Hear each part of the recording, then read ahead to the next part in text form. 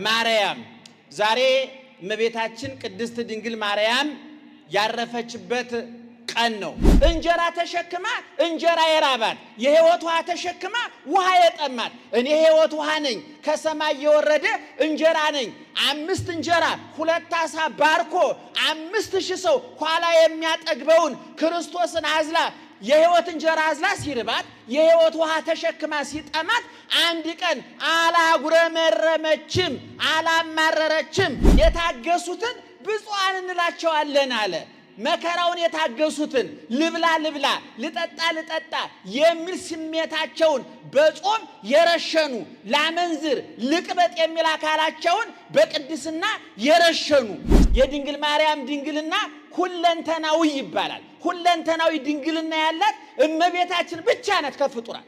ሁለንተናዊ ድንግል ከውስጥም ከውጭም በስጋሽም ድንግል ነሽ በሐሳብሽስ ድንግል ነሽ እንላታለን። የውስጥም የውጭም ሁለንተናዊ ድንግልና የተሰጣት እመቤታችን ናት። እመቤታችንን ብናነግስ ጻድቃንን ብናነግስ መላእክትን ብናነግስ የንግሱ ሁሉ ባለቤት የምስጋና ሁሉ ባለቤት ማን ነው?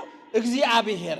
ያ ሕፃናትን የሚፈጥር እግዚአብሔር አዳምን ካፈር የፈጠረ ሔዋንን ከአንዲት አጥንት የፈጠረ አቤልን ቃየልን ከእናት ከአባት እንዲገኙ ያደረገ እግዚአብሔር ከቁጥጥሩ ከተፈጥሮ ቁጥጥሩ ውጭ የነበረ እግዚአብሔር አሁን ለኛ ሲል ከሕግ ከተፈጥሮ ሕግ በታች ሆነ ማለት ተጸነሰ ማለት ነው። ስለዚህ አስተርእዮ ጌታ የተገለጠበት ነው አይደለም።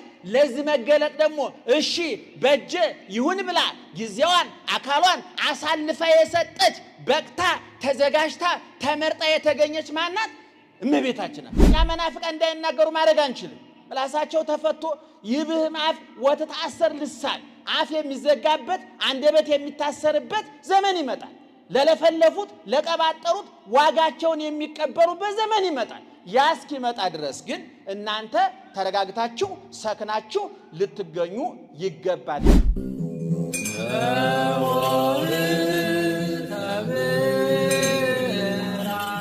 ክቡር አባታችን መላከ ብርሃን ሰሎሞን በቀለ የዚህ ታላቅ ደብር ካቴድራል አስተዳዳሪ፣ አገልጋዮች፣ ዘማሪያን፣ ሰንበት ተማሪዎች እግዚአብሔርን ብላችሁ ይቅርታውን ቸርነቱን አምናችሁ ከቅድስት እናቱና ከቅዱሳን ባለሟሎቹ የሚገኘውን ጥበቃና ምልጃ ተስፋ አድርጋችሁ በዚህ ቅዱስ ቦታ እንድትገኙ እግዚአብሔር የፈቀደላችሁ ወገኖቻችን ምእመናን እንዴት ዋላችሁ? እንዴት አመሻችሁ?